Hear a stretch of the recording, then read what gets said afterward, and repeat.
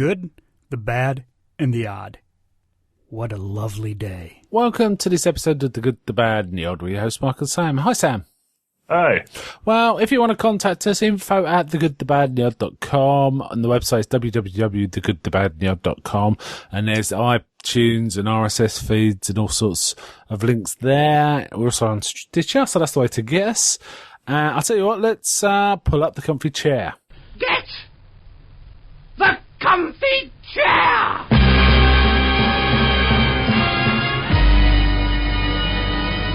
Right, Sam, how many have you got? Hi, I've got two. Two. I've got four, but mine are fairly lightweight. And one of them we've definitely talked about before. Probably two of them I want to talk about in any depth. Let's put it that way, right? Okay, shall I go first? Because I've got one. Yeah, sure. I watched a film called The Dunwich Horror. I also read the story, Dunwich Horror. Okay. So Lovecraft. The film is, are you familiar with the story? Shall I remind you? The thing is, it's kind of spoilery, so I need to take care. Is the guy who grows up in like a weird house a year? Yeah, the guy grows really fast, and his grandpa looks after him. The whole family's weird, and people keep away from him, and they speculate who the father of this woman. This woman gives birth to this boy, and no one's clearly the father, and they kind of speculate. You know, the town's a gossipy town, so there's got a speculation who the father is and all this. But the boy grows up really fast, and he's kind of gigantic and weird and a bit odd. But they're always going on about weird books and stuff. And there's a lot of that, in this film. The story actually falls into two distinct parts, clearly two distinct parts. And the film tends to be the first part, but no, it actually covers both. They've obviously changed it quite a bit because instead of this hulking weirdo, it's Dean Stockwell, being an intense psycho, basically. Okay. And he manages to talk this woman into coming to stay, and it's kind of a bit, is he hypnotising her? Because I'm not sure she's got free will anymore. I can't quite tell. There's all that. It's made in 1970, and it's a Corman kind of produced film, but it's a very modern sensibility, which Corman did in the late 60s. He did change from that Edgar Allan Poe stuff, gothic stuff in the early 60s to a much more modern sensibility. And this kind of goes through it. So it's not bad. It's not bad. There are some changes, mostly, around, to make it more filmic. It would be weird to have a film centered around a monosyllabic sort of, I don't know, a weirdo. This. A psycho weirdo's more interesting for a film. Yeah. And there's some cool stuff. They definitely do the story in a that's in the book, but in their own way. So there's similarities and there's differences. There's some good effects. There's some cheesy effects where they're just doing colour flashings and things like that. And I quite liked it. The posters are misleading because it looks like it's some sort of weird creature from the pit coming out. No, there's none of that in the film. There's a picture of it, and what they've done, they've kind of cheated that way. He looks at a picture of this thing during the film, and then they put that on the poster. Wow. That's the way of getting around. I was like, oh, what a cheese. I'll tell you who's in it, and I thought, wow, that woman looks just like Talia Shire. And she was a good actress, in this, and it was quite a bit part. She was like a nurse helping this doctor. Yeah. And then, sure enough, the end credits, Talia Coppola. Now, she's a Coppola as well. But she takes the name Talia Shire now, so it was her. And this was 70s, so this was like 6 years before Rocky. So she was around a bit before she was in Rocky. Mind you, she was in The Godfather too, having said that. Okay. So, I'd forgotten that, important aspect of it. So I'm kind of a fan of these Lovecraft films. There's some quite good Lovecraft films. I wouldn't mind doing them. Maybe doing a short season with you sometime. Because there's a really good one called Dagon. There's a good one with Vincent Price called The Haunted Palace, a really good one. And it was fun. Yeah, so I really liked it. I'm glad I read the story before. I've read the story before, but sometimes they kind of merge in my head, some of these stories, because they've got very, it's all about bad bloodlines and slightly dodgy racist stuff. Yeah. With Lovecraft. And stuff like that. And, this repeats those things like possibly bad bloodlines or other, otherworldly things. One of the first lines in the film is Yog-Sothoth He actually, here we go. So yeah, I like this one. Anyway, over to you. Okay, now, first thing I watched the old Fleischer Superman cartoons. Nice. Yeah, they're startlingly good. Mainly because The animation's a bit jerky, but any individual frame I really like. The style. Yeah, well, here's the thing. It was almost entirely rotoscoped. Right. Oh, really? Yeah, this is the thing that invented rotoscoping. Right. The rotoscoping startlingly, almost... It's expensive. Creepily effective, isn't it? Yeah. They used it in, Betty Boop cartoons when they had... what's his name? The guy who played Cab Calloway. They had an episode where he voiced a character, and they had the character dances for a bit. So they just had Cab Calloway dancing, and he's very distinctive, right? Yeah, he's got a weird dance. He like sliding his feet and stuff, doesn't he? Yeah. So they're episodes, right? They're short. They're short, 10-minute episodes, and they're all really fairly intense, actually, and a lot of stuff takes off from them. Sky Captain copied a lot of the... Right. There's one called The Mechanical Monster. And, pretty much the premise of Sky Captain is that. Okay, the Sky Captain and the World of Tomorrow movie. Right? Yeah, that Jude Law one. Yeah, it's very kind of Art Deco, isn't it, the feel of it? Yeah, that one. It's just a really good cartoon. I suggest go watch it, because I think it may be one of the better portrayals of Superman. Is it where the... Not as a Bruce, this sort of scary, he's constantly questioning himself. He's just super cocksure and invincible almost. Well, which is how he should be, right? He's just a nice guy. Oh, Superman should be nice. He's very confident. Is this where the phrase, is it a bird, is it a plane, no, it's Superman, comes from? Is that the beginning? Yeah, this is also why Superman can fly. Because he couldn't fly before this. Yeah, it's more expensive to have him jumping about like he used to. That's why they say it's he's faster than a speeding bullet, more powerful than a locomotive, and able to leap tall buildings in a single bound. Yes. Yeah, he used to jump about, but now he just flies. He flies because it's cheaper to animate.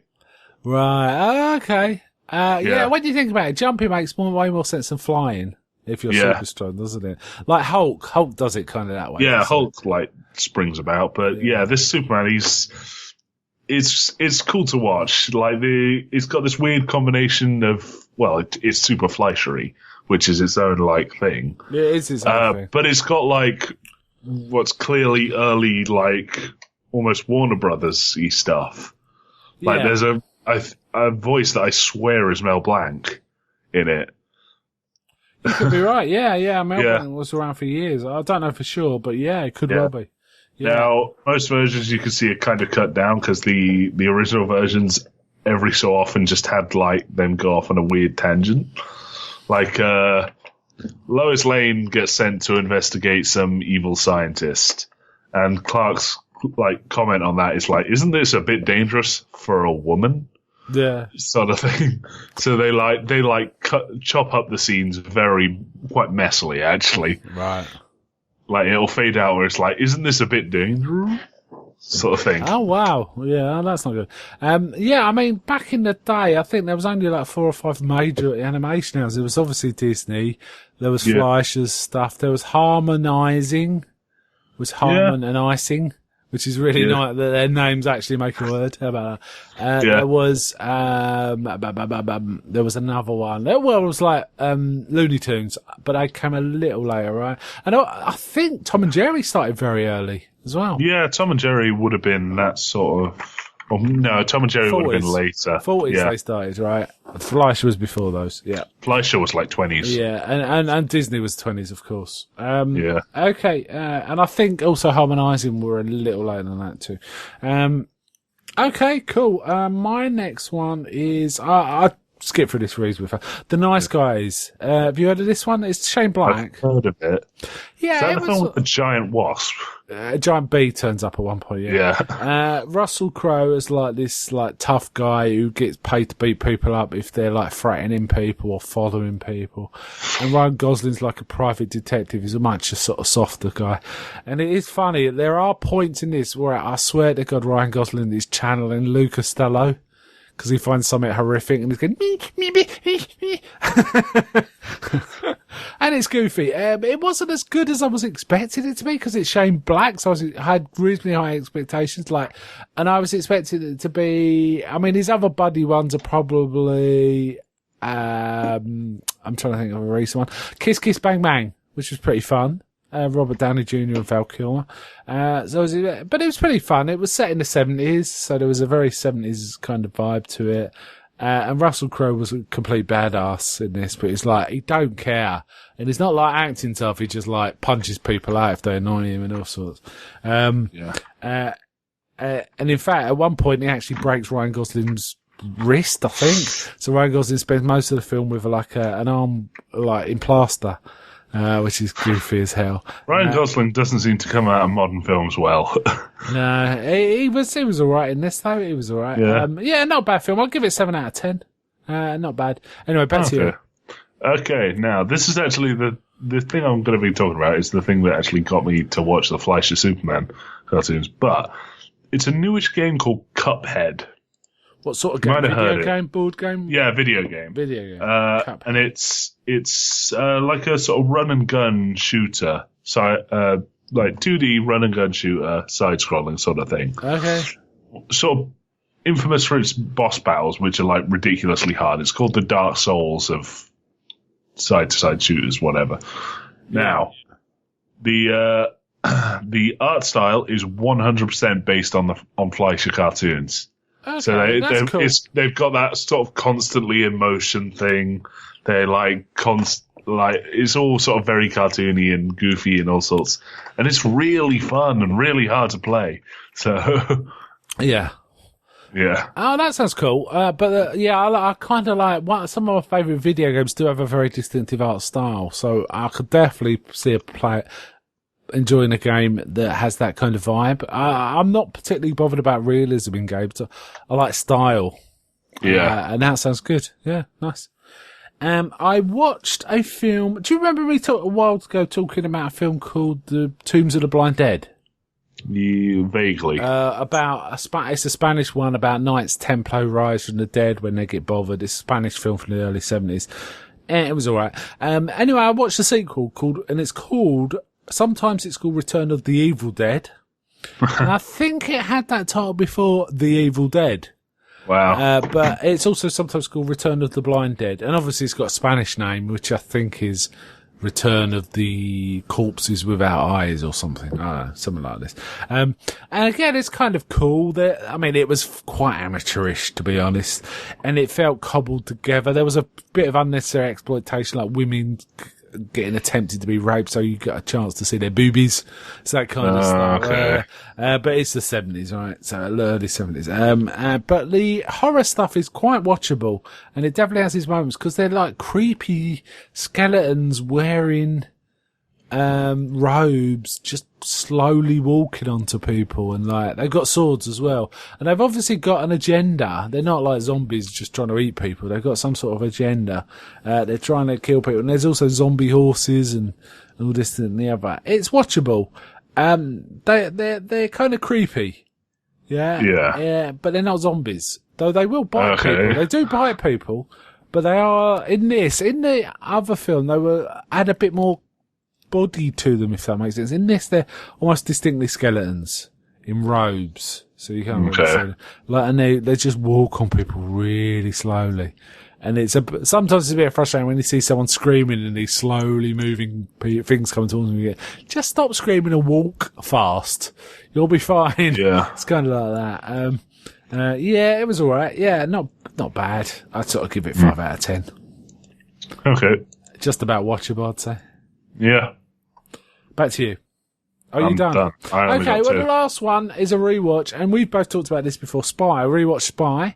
Melissa, what's her name? Melissa, I don't know. Jason Statham's in it though, Jude Law. Yeah. Melissa McCarthy, right, that's it. I laughed even more this time. I found it really enjoyable. I actually liked it more the second viewing. Because I think it's because Hollywood comedies are so dire these days, it feels like. That I think the best laughs seem to be in Marvel films, frankly. Probably the only exception is stuff like what we do in the shadows and stuff like that. It's probably the best comedy I've seen in a while. Which, you know, that vibe found its way into Thor Ragnarok too, because same director. But Spy is pretty fun. Jason Statham just makes me laugh all the time, you know. I jumped out of a car, it was on fire. Not the car, I was on fire. And like, you know, just little stupid things like, oh, that's a nice suit, I made it myself. And you go, oh, did you? Yeah. Dear.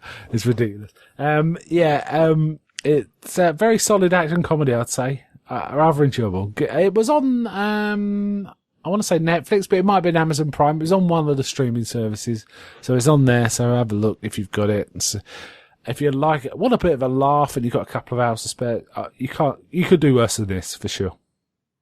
Okay, that sort of winds up the comfy chair then, right? So let's get up and get on to Strange Things. Tell you what, let's play the trailer, because some of the music's really elite. So let's play the trailer and then get on with it.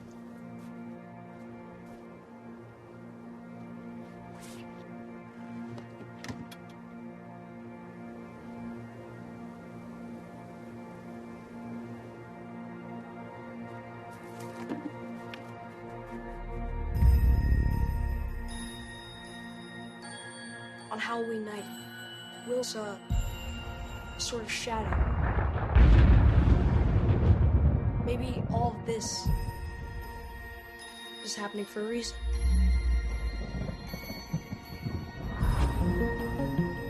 These are not nightmares. It's happening. And it all leads back to here.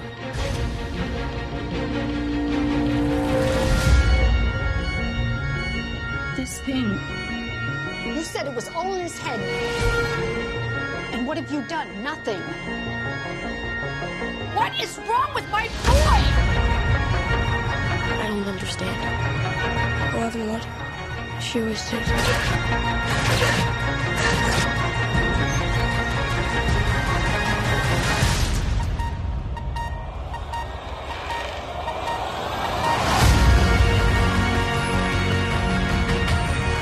It's reaching into Hawkins. If anyone knows how to destroy this thing, it's Will. Oh my God. Don't you think it's weird how we only seem to hang out when the world's about to end? It's not like it was before. It's grown. It's Judgment Day. Which is why we need as much help as we can get.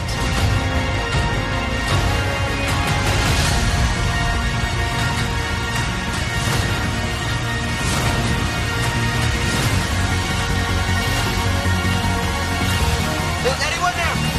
Anyone! You should go now. It's almost here.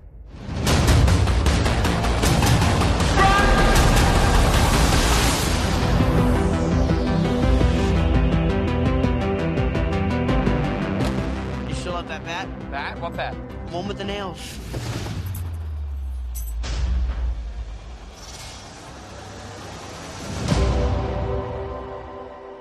Get on with it. Yes, get on with it! Get on with it! Okay, Stranger Things 2. Been looking forward to this. How about you? Yeah. How did you watch it in the end? Did you like? I ended up watching it all in one burst on. Whoa. I think it was. It may have been released. It wasn't released. It was like the day after release.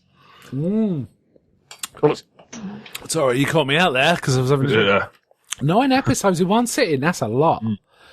They varied in length. I mean, the longest one was about an hour, and some of them were like 40 odd minutes, right? Yeah. So, I mean, we're going to say spoilers, right? The spoilers from this point on. Yeah. Did it live up to your expectations? in parts, yes, but there's parts where it just kind of started dragging. Right. There's bits that almost made it like invalidated parts of the last series, sort of. Really interesting. That hadn't occurred to me, so I'm interested in what you got to say about that. What about that weird opening scene with that gang of like punk thing, and creating that the illusion of a thing caving in so cars wouldn't follow? Did it get you juiced for what was coming, or did you think, what's all this? I was like, I was more sort of, what's going on here? Why aren't we like with the kids? And yeah, I was thinking, they're expanding the world greatly, and then we didn't see him for 6 episodes. Well, to episode 7 pretty much, and I'd forgotten about it by then. Yeah, because I watched it over a few nights, I'd completely forgotten about it. Well, not completely, but I was kind of definitely not on my radar. I watched it all in one go, and I forgot about them. Yeah. Oh, okay. Well, not just me then. It was, it caught my interest, but because we then landed with all the characters we kind of know, I kind of forgot about that. Cause it had no context or anything, other than she had an 8, a 008 tattooed on her arm. So she was the same kind of creation or being as Elle. Right, that was the nub of the gist of it. So we go back to Hawkins. Everyone's a bit older, right? Dustin's teeth have come out finally. Yeah. And someone's been beating their record, or Dustin's record in the video code. Mad Max has beaten all his high scores, which really annoys Dustin a bit, right? And then they find out it's a girl. Yeah. Right, this ginger-haired girl, long hair, with a skateboard, who's got this real dickhead older brother. It's they're kind of stalking us straight away, aren't they? Dustin and Lucas, particular. Mike's not that bothered, is he? And Will's really not that bothered. Will's kind of being freaky as usual. So yeah, I was a little disappointed. We didn't. Mike was not as prominent in this series as he was in the series 1, was he? No, this one was a bit more about the adults. There's a bit more ensemble, right? A bit more ensemble. What do you think of Max as like the new member of the team, as it were? She was okay. The brother was a bit one-dimensional. Yeah, apparently he was just like an asshole. So apparently, I heard he was brought in because Steve was meant to be the asshole of the series, but they didn't feel they could do that by the end of season 1 because his character had come in so long. Steve was likable by the end of season 1. Yeah, and man, I really liked Steve in this season. Yeah, I who'd have thought. I mean, I'm jumping ahead a little, but and it doesn't really matter because we're just jumping around. I really like the pairing of Steve and Dustin. Actually, they made me laugh. Apparently, they're like bros in real life now as well. So. Maybe they've written that in. It was interesting. This was set a year later, and the series was released a year later. So all those timelines match up, right? Billy was a real dick. He was very one note. He was quite aggressive. Yeah. He loved it. He was kind of a narcissist, wasn't he? Yeah. He knew the girls kind of liked him. Was he checking out his own arse at one point in the mirror? Yeah. Wow. And he's had all this hair routine and all this, right? Mike and Nancy are kind of, Steve and Nancy are kind of feeling with the fallout from Barb, right? Because we see more adults in this. We see the parents of Barb. We see the parents of Lucas, don't we? So we see which we've not seen before. And we see the parents of Dustin too. We were kind of fun. Elle's obviously still alive, and Hopper's been keeping her kind of hidden away. Not really a surprise because she was in the trailer, right? Yeah, but that was like my first thing. It's like, oh, so she's not been in the Upside Down. She immediately came back. Pretty much immediately, she found her way out again, didn't she? In the weird upside down version of the school, she managed to get out again, but then went on the run. Which it doesn't quite gel with the end of season 1 because, the thing is, we weren't sure why he was leaving food. Hopper was leaving food in the woods, right? Yeah, I thought it was hope. Yeah, that's what I was expecting. And then it was. He actually just was leaving food for her. Yeah. Because he thought she might be back. And it's like, why? And then she's she's been around for a year. And Yeah. she conveniently Oh, yeah. starts to rebel at the same time that everything starts to go wrong. Well, So- that's just plot, right? That's just plot. It is, yeah, what was his intention? He's obviously made a deal with this, the government or the company or whatever who's in charge of that thing to sort of keep a lid on things. And that's his arrangement. He keeps a lid on things in the town because no one's going to believe it. Yeah. So yeah, that it was kind of cool. I like the scenes between Elle and Hopper. They kind of had to be that way, really. She Yeah. had to kind of get out of there because he was being almost like Popper, right, in terms of keeping her hidden away. But in this case, it was for her own good. But, Yeah. she's a young girl growing up. She wants to get out. And it kind of Yeah. makes sense. Then we had that cool Halloween night where they dressed up as Ghostbusters. Pretty cool. Yeah, right? well, they dressed up as Ghostbusters for school, and then it turned out no one was Yeah, dressing up as it. that was funny. But That's... yeah, that made me laugh. There was some cool costumes, very reminiscent of like E.T., right? When they took E.T. out, trick or treat, Yeah. with a finger over his head, definitely made me think of E.T. Meanwhile, Nancy and Steve are at a party, and Nancy starts getting drunk and getting annoyed with Steve because he doesn't care about Barb. And she's having trouble with Barb, what happened with Barb, and I think she's used it as an excuse to break up with Steve. I think she's just gone off him. Yeah. That's the vibe I get. Yeah. I like that Steve's dressed as Tom Cruise and she's dressed as Rebecca De Mornay from Risky Business, which Tom Cruise was in it too. That's kind of. But the thing is, I couldn't recognise the dress. It was like that really looks familiar, but I couldn't quite place it. And then I googled a few sort of, but I knew that Steve was kind of a Tom Cruise guy, so I kind of googled a few, and then yeah, that's Rebecca De Mornay in Risky Business. Yeah. When Dustin gets home after trick or treating, he finds the weird little frog thing. Oh, yeah, he finds Dart. He calls it after D'Artagnan because he's eating a Musketeer, or it likes Musketeer chocolate bars or something, right? Yeah. Did you think? What was your thoughts about this? Do you think, that's not good? I thought, okay, so this cutting between this and the sort of Will's arc through this is he's seeing a giant monster from the upside down.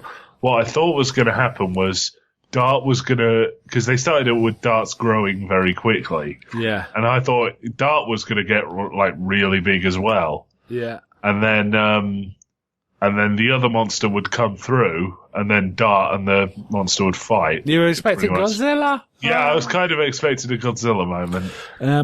No, well, it didn't work out It's that just way. weird because the new monster in this, the Mind Flayer, kind of looks like the Mutos. It does look like the Mutos. In fact, that's about the most it looks like of anything else, right? It definitely looks like the Mutos. Very Lovecraft we're getting here. That was effectively Cthulhu, right? Yeah, it's kinda in the upside down version of the. It was like infecting minds and such like that. And being able to read minds and use Yeah. it as a spy. In fact, one of the episodes is called The Spy, right? Yeah. Well, I thought this pet was going to be some sort of gremlin arc, right? So the actual Dart would be the good one, who helps them, and its offspring or brethren would be the bad ones, which it almost got to, not quite. Yeah, kind of. Really, the only thing is it lets the boys out at the end because Dustin gives it some chocolate. Yeah. So it was it was much weaker than what I'm suggesting, but it was kind of like that. Right, another new character we got is Bob the Brain. Oh, I love Austin. Bob. Love Sean Austin. I was quite upset when he got killed. Yeah. I was not happy. I was especially annoyed because it's just like he runs and runs and then he just stops like to take a breath and he's like right there and then he gets grabbed by the Demodogs. But I love the fact he saves the day with computer programming. Yeah. Because all computer programmers are heroes in my book. Okay. Me being one, right? Yeah. I also like Winona Ryder in this. I actually think this second series shows your acting range because she acts and looks quite different in this. She's certainly at the beginning, she's much happier, and she's not as strung out on bloody mental as season 1. So basically, anxiety. She was Anxiety City in season 1, right? But this shows her range because she actually looked healthier and happier. You know what I mean? And acts way more balanced. Even though Will was having problems still, and she was like anxious about that. Yeah. At least he wasn't like disappeared. Yeah, and I really like that. I do like that she had a good she had a happy relationship with Bob. She deserved it, right? He was a nice guy as well. He was a really nice guy. And he comes in and says, "Do you sell anything of these? What was it about pumpkin? Have you got any of these not in orange or something like that?" Yeah. And she's like, "Oh, check in the back." Hard cut to them making out in a stock room. Yeah, and then they like come out of it giggling like teenagers. So. Yeah, that is funny. That was fun. Yeah. We also got Paul Reiser. You know, famous. Probably his most famous role in the 80s was in Aliens as Burke, the shithead Burke. So I was expecting a Burke type double cross. Yeah.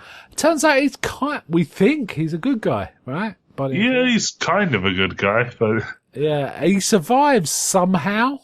We never quite see how, but he does survive, and he's kind of he funny enough, his arc's a bit like Hopper's in season 1, in that you're not quite sure if he's going to be an antagonist or or a good guy or a bad guy. And Hopper, you know, in season 1 it gets clear, you know, when he starts investigating that he doesn't quite believe Will is, you know, that found body is Will. He's got his doubts. And Rice is kind of the same way. We find out they're just trying to control the growth of the thing, right? But then we get this weird Halloween tie-in thing where pumpkins start dying. Something bad's happening, and Hopper, starts investigating him, and he thinks there's something wrong going on. And there's a whole nest of tunnels. Yeah, growing under the cell. Funny enough, made me think of Eight-Legged Freaks. Yeah, kind of. And he falls into the hole and he nearly dies, doesn't he? But Joyce and Bob, who's Joyce and Bob thinks it's all inside. Well, they lay out all these pictures, don't they? Make a network, and Bob's really good at puzzles. We find out. Yeah, he's like, what are I good? Like, this is stupid. That's under this lake. Yeah. Which means that's under that lake, which means that's under there, which means this is here. This is the town. And then they save Hopper. Bob saves Hopper. Yeah, he does.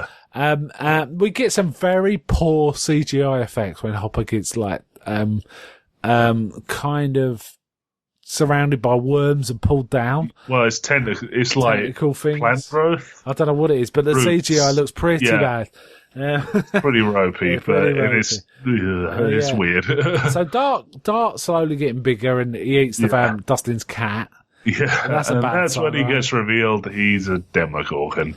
Yeah, so. I didn't see that coming. Nah, did you? I thought it was going to be a separate thing. So. I do. Well, he doesn't look much like a Demogorgon, does he? He looks like a frog or something. He grows really fast, and when he eats the cat, it's like meh. I'd be happy if Bob was still in the show, I've got to say. Yeah. But there you go. I was kind of hoping they'd somehow find Barb or bring Barb back, but I know we kind of saw her dead at season. We saw her a corpse. So. Well, yeah. But you never know, right? In alternate dimensions. And it turns out this mind flayer is controlling everything, right? So it controls the Demogorgons. So when they have to fight Demogorgons, if there's some other danger, all the Demogorgons disappear and go off to somewhere else as directed, right? So it's kind of in charge. Yeah. But it's also possessing Will somewhat.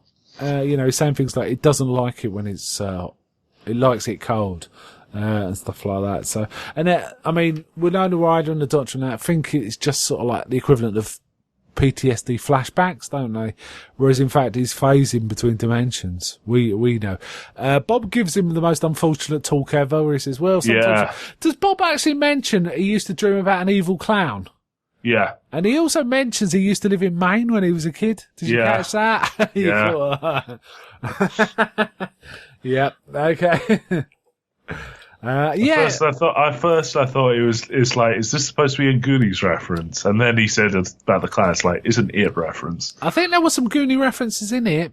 I'm pretty sure there was, but I might have missed them. I'm not a big fan of Goonies.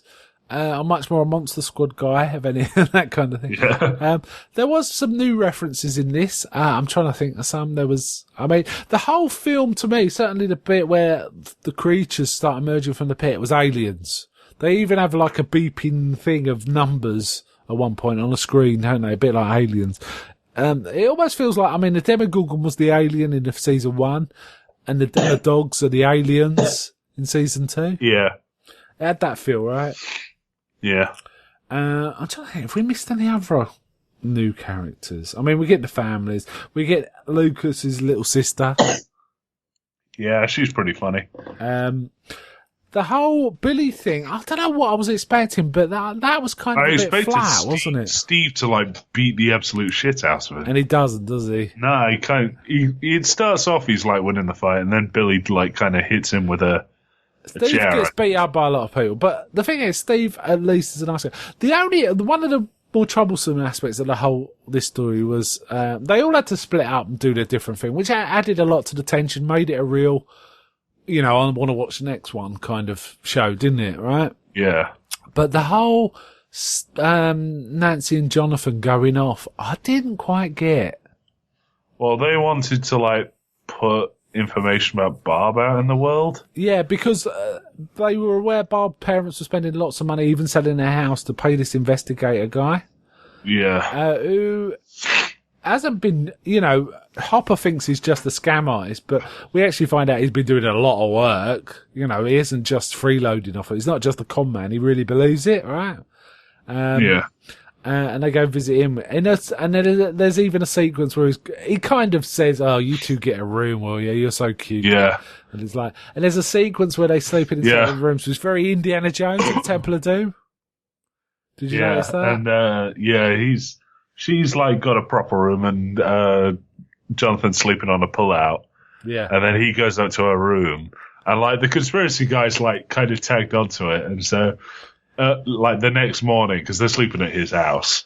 His house is like a friggin' big shed almost. Yeah, it's a warehouse. proper conspiracy nuts. Thing, isn't it? And so they're sitting at breakfast, and he just goes, "So, Jonathan, how was the pullout?" It's whoa. Whoa. I also like the fact that he's got a wall full of conspiracy stuff, and he's got Elle written down as the Russian girl. And say, no, she's not Russian. They start filling him in. I didn't really like the Nancy and Jonathan stuff as much as the rest of it. It was all right, and I think I might appreciate it more the second time around, but it felt a bit like I'm really not sure what they're trying to do, these guys, just going around talking to people, but for no... At one point they say we've got to burn the place down, right? But there's also this weird little thing where the guy is saying, you know what happened to Bob, I know what happened to Bob, but people aren't going to believe that. You got to water it down. And he starts using vodka and soda or something. Yeah. Lemonade. He says you've got to water it down to make it more palatable. And all this sort of stuff. So there was all that going on. Now this is all very good. It's trundled along. The first 2 episodes were kind of slower than the rest, weren't they? So, I was like, yeah, this is going all right. But then it really picks up after episode 2. That's all the setup and layout, right? Yeah. And we get they make friends with Max, but they're not quite including her, and she's kind of pissed off with them because they ask her to go trick or treat, and when she tries to join in, Mike's really not happy with her, is he? No, he's kind of pissed off. So, but there is one scene where they're alone in the gym together, and Elle's actually left the house, hasn't she? And she goes to the school to find Mike, and then she sees her with Max and freaks out a bit, and there's all that. Yeah. So they don't actually see each other. So that felt a bit contrived. Yeah. Is that the stuff you were talking about when you said... yeah, it seems like, they're just missing each other that often that it's kind of becoming not very believable. A bit farcical, right? Yeah. Yeah. And what about the journey where Elle goes and finds her mother? Because for some reason Hopper keeps all these secret documents about all this stuff in a basement where Elle could discover it. Well, I assume he's intending to tell her at some point. Yeah, because at one point he does actually say your mother's not around anymore. Yeah. She says that, doesn't he? So that sets up a bad precedent of lying again, which, one of the key things with her is friends don't lie. Yeah, well, that's one of the rules of the club, so. Yeah. But then she joins up with this other girl called Carly. Yeah. Again, a kind of reference to Indiana Jones, I think. So Now, episode 7 kind of goes off the rails, doesn't it? Yeah. Now, episode 6 ends with everyone's in the lab that the L was like raised in, and they're like observing the Demodogs. upside down road. Yeah. Yeah. And the Demodogs just start swarming the place. So it's a big. So they're going up inside. Right? It's like, whoa, that's a cliffhanger. Smash cut to 11 in Chicago. Yeah. We don't get back for a whole episode, do we? No, we just get an episode of friggin' Carly showing Elle how to do things, even though they've not got the same powers. Yeah, so they're kind of Yoda stuff. Not very well done. It felt like it could have been done in 10 or 15 minutes. This whole gang were completely unbelievable. They kind of felt like an old bloke's, what an old bloke would think a gang of teens or, 20-somethings would be like. They were completely unconvincing as characters. Yeah. So Carly there was was the like only one one who was had a giant mohawk, one giant black guy, one constantly neurotic black girl, and one just crazy white light girl. She kind of looked like Pris from she did, Blade Runner. Yeah. They were very underdeveloped characters. If I wanted to be kind, they were kind of reminding me of the characters from Nightmare on Elm Street 3. Yeah, kind of. You're like that mix of crew that got together just to fight one thing, but and also maybe a bit Return of the Living Dead. There was a gang of punks in that, but they were very. It felt like someone else wrote this, and it was just not as well done as the rest of it. Yeah. I like the idea. I just do not want season 3 to be effectively the X-Men, where all these different characters are popping up to help fight the. I want it to stay in the town, Hawkins, and I want it to be about maybe the big thing, figuring out how it can break through again or something. I don't want to be about special powers. Yeah. I don't want it to become heroes or X-Men. Oh, God, yeah. I was actually thinking for a while that maybe they would like using that as a sort of pseudo pilot for a new show. Oh, God, I wouldn't watch that. Yeah. It could be, though. It could be, but it's not one we're interested in, is it? We're too interested in Hawkins, really. But eventually she goes back. So she's kind of learnt to channel her powers a bit, but it was a bit weird because she could always use her powers, right? Yeah, she demonstrates quite frequently when in Hopper's house. Yeah. She can use her powers like well, so. Yeah, and she never has not been able to, really. Yeah. We've seen her use them quite effectively. She knows exactly what she's doing. So she ripped a Demogorgon apart. Yeah, so. it feels like it was completely unnecessary, and that was season 3 set up. Yeah. And it makes me feel like I'm not sure about season 3, because I don't.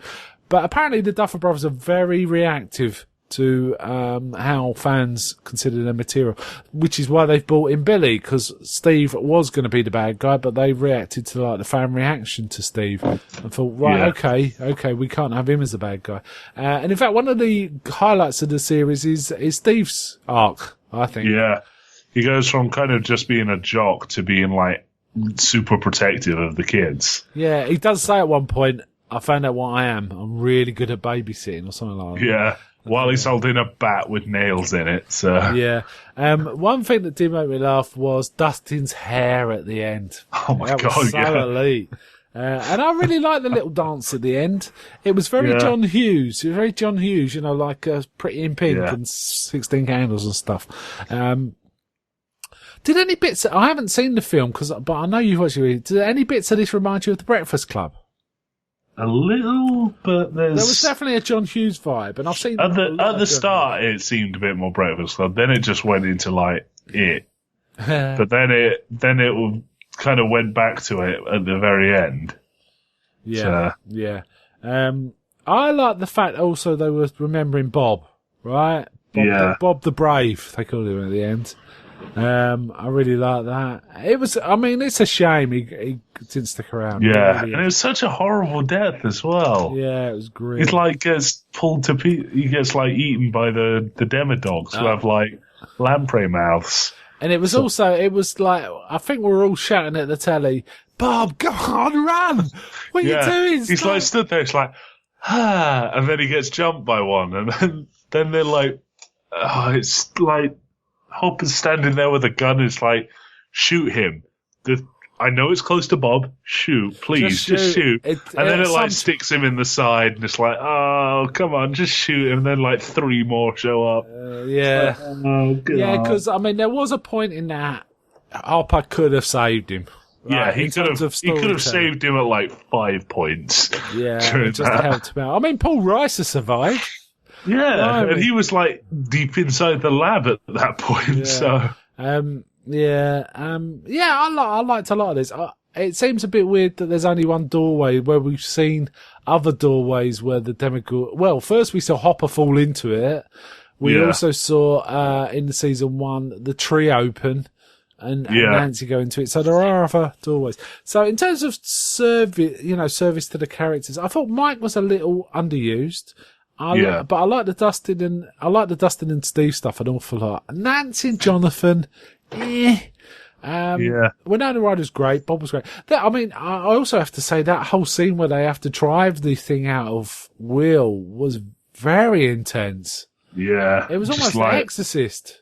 Yeah, that was really messed up. It was like, whoa, this is a hardcore kind of horror. So it was almost like a possession scene, right? And that mind flayer thing. I did love the bit where they like busted out the monster manuals, and it's just like, this is what this thing's like. And it's like, it's kind of funny they ended up giving the name of like an individual to the monster that turns out to be a mass entity. Yeah. And they gave the name of a species to the single thing. So. Yeah, there was a couple of other scenes I just wanted to mention involving Billy, actually. Did you know Billy kept talking to Steve in the showers? Yeah, that was... Was it a bit flirty, do you think? Yeah, maybe. All right, the other one I wanted to mention is Billy going to see... going to the Wheeler house and talking to the mum. Yeah, that was like, why? Why are you doing this? Her husband was snoring on the front porch. She just got out of like a luxurious bath with candles, so she's all relaxed and sensual. And then Billy walks out, hi, and it's like, she's going, hi. And she goes, oh, I didn't know Nancy had an older sister. And it's like, oh, God. And I was thinking... And then we saw the snoring husband, so I was thinking, yeah, go on, love, treat yourself, go on. Yeah, I kind of like is it Wheeler dad? Yeah, do you? Yeah, he's super chilled out. It's like, he's relaxed. Admittedly, he like trusts the wrong people, but he has a great line in this. Actually, he actually says at one point, "Don't you know our children don't live with us anymore?" Or something like that. Yeah, because they're never at home. That made me laugh. But she obviously kind of fancied Billy. Billy loved himself. There was also that one scene where his dad comes home. We actually see beats the tar out of him. Yeah, so you can kind of see why he's like he is. You know, the apple doesn't fall far from the tree kind of thing. Yeah, he's obviously lived in a fairly aggressive, abusive household, so he's that way too, right? Yeah, that's how he deals with the world. Yeah. In terms of being a bad guy, it didn't have much to do. There was also a slight racist vibe, right? Because he was saying, because every time he saw Lucas, he was like, you don't want to hang around with people like that. And it's like, what's he mean? He doesn't actually say anything, but it's like, there's a bit of that. But you can't really do that. Even if it's set in the 80s, it's really difficult to do that these days without it being jarring. Yeah. We can kind of watch films from that era because they were made in that era. It's like, fair enough, but it's kind of jarring now, isn't it? Which is good, right? That means, the world's moving on, but it's kind of, it was an interesting vibe, right? Yeah.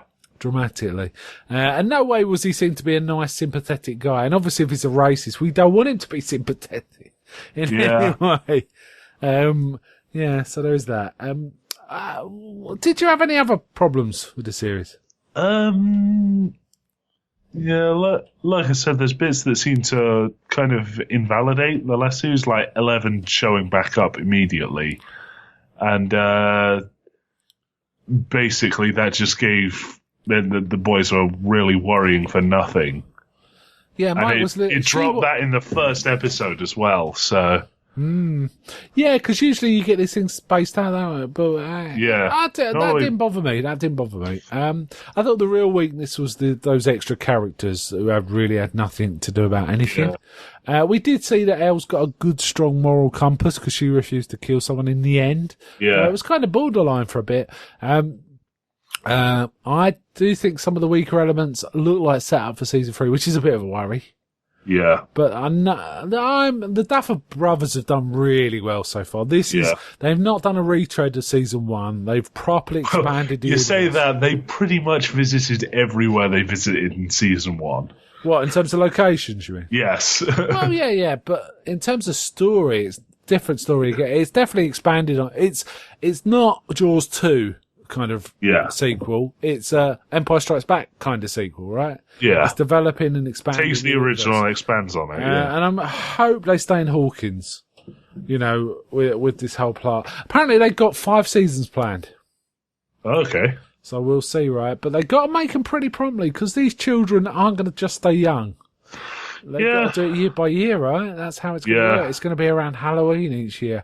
The obvious thing to me is somehow the Mind Flayer is waiting to get back in, and some douchebag does an idiot experiment that it might be Paul Reiser to sort of, in terms of when he's trying to close this thing still or whatever, he reopens it, or it could be Elle has a bad dream and that causes another doorway to open because she opened the doorway accidentally the first time, right? Yeah. So it could be that. And then when she opens it, there's going to be drama about her closing. I did like the whole closing of the doorway. It was very intense, wasn't it? Yeah. Is it with Hopper like shooting at the Demodogs and Elle screaming at the Mind Flayer. That was really cool. Kroll. Man? Made me think of Kroll. Yeah, kind of. A bit, yeah. Okay, what would you... I mean, I think we gave the last one 9s or 10s, right? Yeah, I'd give this about the same. Yeah, so. I mean, it was the same quality. I still prefer the first one, but I think it's only because I've watched it 3 times, so I'm much more familiar with it. Yeah. And its flaws have definitely fallen away, and its virtues have grown for me. And I think it's possible that season 2 might be that, but it's interesting. I will probably rewatch it around Christmas, I reckon. It feels like something to watch at Christmas to me, when there's no one around or you got a bit of time. And it's extremely rewatchable. So season 1 definitely wasn't. I feel that this is going to be that too. Yeah. And I'm going to pay a bit more attention when I watch episode 7 because I was kind of, while it was going on, I was like, ugh. So I kind of wasn't paying as much attention as I usually do because I didn't find it very engaging. Yeah. But I think when I rewatch, I might try and pay a bit more attention just to see if there's any good in it in any way, Yeah. I liked her visiting her own mother. That was kind of interesting. But again, it could have been written better. It felt a bit... Yeah. It is... cut off. Yeah, I wasn't a fan of that whole sequence in episode 7. Right. Because it seemed like, there would just happen to be one other girl that she could find out about, and she just happened to check out. And her mother just happened to see the other girl as well. Yeah. It just seemed like there was coincidences piling way too high on top of each other. Yeah, so we had a few problems. But we both rated pretty highly, right? This is a good season of TV. Yeah. Okay then. All right then. Let's call it a recording there then. So, bye from me. Bye.